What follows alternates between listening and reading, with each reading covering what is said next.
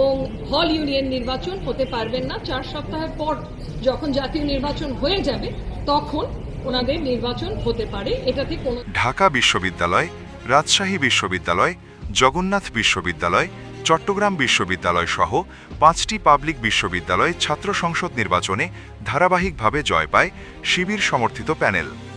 কিন্তু বিপত্তি বাধে শাহজালাল বিজ্ঞান ও প্রযুক্তি বিশ্ববিদ্যালয় ছাত্র সংসদ নির্বাচন সাকসু নিয়ে। 20 জানুয়ারি নির্বাচন হওয়ার কথা থাকলেও ছাত্রদল হাইকোর্টে রিট করে নির্বাচন বন্ধ করে দেয়। কিন্তু কেন? ছাত্রদল ইতিমধ্যেই 5টি পাবলিক বিশ্ববিদ্যালয় তাদের জামানত হারিয়েছে। ছাত্রশিবির প্যানেলের কাছে শোচনীয় পরাজয় হয়েছে তাদের। হয়তোবা ছাত্রদল এই সাকসু নির্বাচনেও শিবির প্যানেলের কাছে পরাজয় হবে, আর এর প্রভাব আগামী জাতীয় সংসদ নির্বাচনে পড়বে। ইতিমধ্যে যুক্তরাষ্ট্রভিত্তিক সংস্থা সোচারের জরিপে ছাত্রদলের পরাজয় বিষয়টি লক্ষ্য করা গিয়েছে। জরিপে দেখা গিয়েছে ছাত্রশিবির 32 এবং ছাত্রদল 12% ভোট পাবে, আর এই কারণেই নির্বাচন বানচাল করছে ছাত্রদল। তারা পরাজয়ের ভয়ে রিট করে নির্বাচন বন্ধ করে দিয়েছে, এমন দাবি করেন ডাকসুর ভিপি সাদিক কায়েম। তবে প্রশ্ন উঠছে, জাতীয় নির্বাচনেও কি পরাজয়ের ভয়ে একইভাবে বানচাল করবে ছাত্রদল?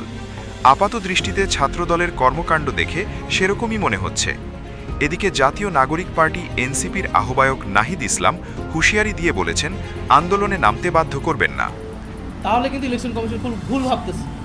বাংলাদেশে রাজনৈতিক দল অনেকগুলো রয়েছে, জোট রয়েছে, সবচেয়ে বড় গুরুত্বপূর্ণ বাংলাদেশের জনগণ, এগুলো কিন্তু সব কিছুই দেখতেছে। ফলে আমরা কিন্তু মাঠে নামতে বাধ্য হব যদি ইলেকশন কমিশন এই আচরণগুলো আমাদের কাছে কন্টিনিউ। দর্শক, আপনারা কি ভাবছেন? ছাত্রদল সাকসু নির্বাচনের মতো জাতীয় নির্বাচনেও বন্ধ করবে? মতামত জানাতে ভুলবেন না।